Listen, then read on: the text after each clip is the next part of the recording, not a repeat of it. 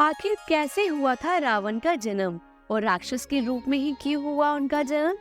नमस्कार दोस्तों, स्वागत है आपका एक बार फिर हमारे चैनल धार्मिक राह में। वीडियो में आगे बढ़ने से पहले अगर आपने हमारे चैनल को अभी तक सब्सक्राइब नहीं किया है तो हमारे चैनल को सब्सक्राइब करके बेल आइकन के बटन को प्रेस कर लीजिएगा और कमेंट बॉक्स में जय श्री राम जरूर लिखिएगा, क्योंकि आपके कमेंट्स और लाइक से हमें ऐसी और वीडियोस बनाने के लिए प्रोत्साहन मिलता है।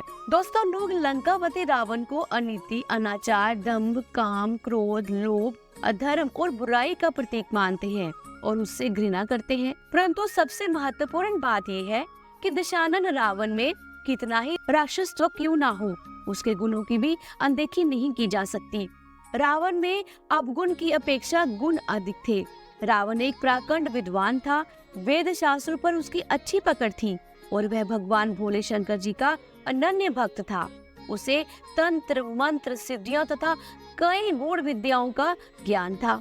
ज्योतिषी विद्या में भी उसे महारत हासिल थी। पुलत्स्य ऋषि के उत्कृष्ट कुल में जन्म लेने के बावजूद रावण का प्राभव और अधोगति के अनेक कारणों में मुख्य रूप से दैविक एवं मायिक कारणों का उल्लेख किया जाता है। दैविक एवं प्रारब्ध से संबंधित कारणों में उन श्रापों की भी चर्चा की जाती है जिनकी वजह से उन्हें राक्षस योनि में पैदा होना पड़ा। मायिक स्तर पर शक्तियों के दुरुपयोग ने उनके तपस्या से अर्जित ज्ञान को नष्ट कर दिया था। ब्राह्मण कुल में जन्म लेने के बावजूद अशुद्ध राक्षसी आचरण ने उन्हें पूरी तरह से सराबोर कर दिया था और हनुमान जी को अपने समक्ष पाकर भी रावण उन्हें पहचान नहीं सका था कि ये उसके आराध्य भगवान शिव के अवतार हैं। रावण के अहंकारी स्वरूप से ये शिक्षा मिलती है कि शक्तियों के नशे में चूर होने से विनाश का मार्ग प्रशस्त होता है। भक्त के लिए विनयशील, अहंकार रहित होना प्राथमिक आवश्यकता है। पौराणिक संदर्भों के अनुसार पुलत्स्य ऋषि ब्रह्मा के 10 मानस पुत्रों में से एक माने जाते हैं। इनकी गिनती सप्त ऋषियों और प्रजापतियों में की जाती है। विष्णु पुराण के अनुसार ब्रह्मा ने पुलत्स्य ऋषि को पुराणों का ज्ञान मनुष्य में प्रसारित करने का आदेश दिया था। पुलत्स्य के पुत्र विशर्वा ऋषि हुए जो हविबून के गर्भ से उत्पन्न हुए थे। विशर्वा ऋषि की एक पत्नी इरबीड़ा से कुबेर और कैकसी के गर्भ से रावण, कुंभकर्ण, दुर्विशन और शूर्पणखा पैदा हुए थे। सुमाली विश्वामित्र के सब ससुर एवं पर रावण के नाना थे। विशर्वा की एक पत्नी माया भी थी जिससे खर, दूषण और त्रिशिरा पैदा हुए थे और जिनका उल्लेख तुलसी की रामचरितमानस में मिलता है। आइए अब जानते हैं कि किस कारण से हुआ रावण का जन्म। एक पुरानी कथा के अनुसार भगवान विष्णु के दर्शन हेतु सनक, सनंदन आदि ऋषि बैकुंठ पधारे, परंतु भगवान विष्णु के द्वारपाल जय और विजय ने उन्हें प्रवेश देने से इनकार कर दिया। ऋषिगण अप्रसन्न हो गए और क्रोध में आकर जय विजय को श्राप दे दिया कि तुम राक्षस हो जाओ। जय विजय ने प्रार्थना की और अपराध के लिए क्षमा मांगी। भगवान विष्णु ने भी ऋषियों से क्षमा करने को कहा।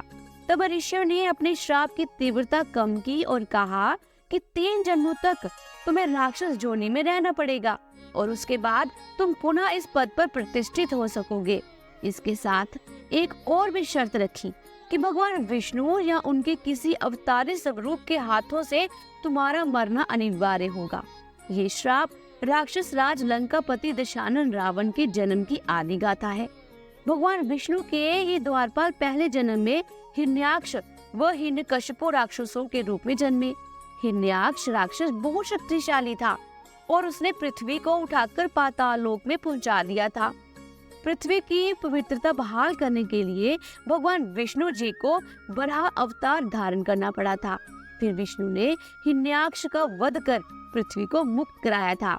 हिरण्यकशिपु भी ताकतवर राक्षस था और उसने वरदान प्राप्त कर अत्याचार करना शुरू कर दिया था।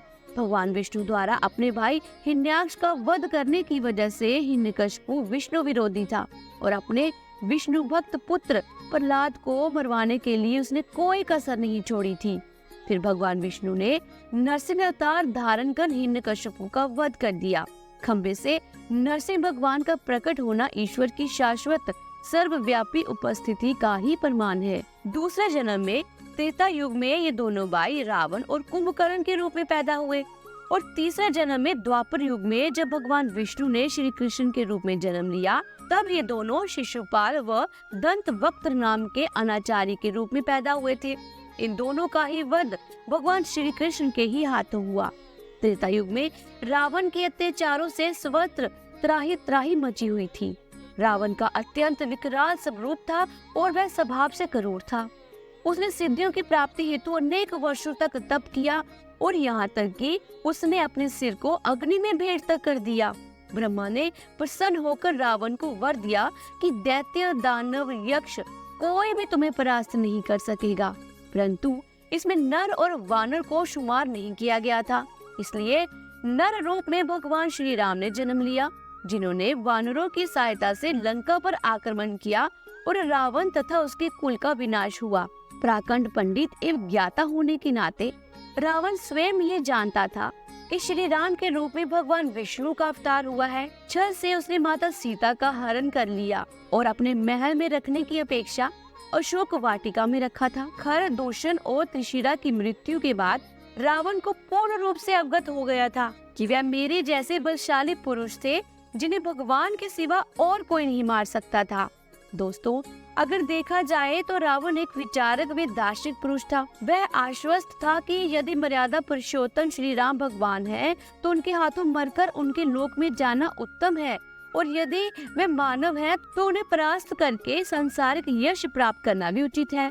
अतः रावण का परास्त होना इस बात का शाश्वत प्रमाण है कि बुराइयों के कितने ही सिर क्यों ना हो, कितने ही रूप हो, सत्य की सदैव विजय होती है। विजयदशमी को सत्य की असत्य पर विजय के रूप में देखा जाता है। कहते हैं कि भगवान श्री राम ने त्रेता युग में नवरात्रि का व्रत करने के बाद ही रावण का वध किया था। तो दोस्तों, आज के इस वीडियो में हमने जाना कि रावण का जन्म क्यों हुआ था और राक्षस योनि में ही उनका जन्म क्यों हुआ। तो यदि आज की दी हुई जानकारी अगर आपको अच्छी लगी हो तो वीडियो को लाइक करें, और अगर आप चैनल पर पहली बार आए हैं तो चैनल को सब्सक्राइब करके बेल आइकन के बटन को प्रेस जरूर कीजिएगा। जल्द मिलती हूँ एक नई धार्मिक वीडियो के साथ। तब तक के लिए जय श्री राम।